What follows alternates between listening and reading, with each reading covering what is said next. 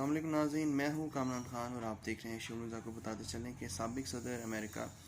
Barack Obama, جو کہ 2008 سے لے کر 2016 تک امریکہ کے صدر رہے، اور جن کی پارٹی سے تعلق رکھنے والے جو بائیڈن اس وقت جو ہے صدر ہیں امریکہ کے، ڈیموکریٹک پارٹی جو ہے ان کا تعلق ہے، انہوں نے اپنی کتاب میں یہ بات لکھی ہے، اور بہت ہی ٹیکٹفلی انہوں نے یہ کتاب الیکشنز کے رزلٹس کے بعد شائع کی ہے کہ پاکستان پر ریڈ کرنا اور اسامہ بن لادن کو یہاں مارنا بہت آسان تھا جتنا وہ سوچ رہے تھے۔ اور اس وقت کے صدر پاکستان آصف علی زرداری نے بجائے ریگریٹ ظاہر کرنے کے، غصہ ظاہر کرنے کے، افسوس ظاہر کرنے کے، ان کو بڑی مبارکباد دی تھی۔ یہ چشم کشا رپورٹ آج ڈان نیوز میں شائع ہوئی ہے۔ اس حوالے سے یہ بہت ہی اہم ہے کہ پرومس لینڈ جو کہ ان کی کتاب شائع ہوئی ہے، اس میں پاکستان کے حوالے سے ایسے خیالات آنا، اور نریندر مودی نے بھی جو ہے رابطہ کیا ہے جو بائیڈن سے،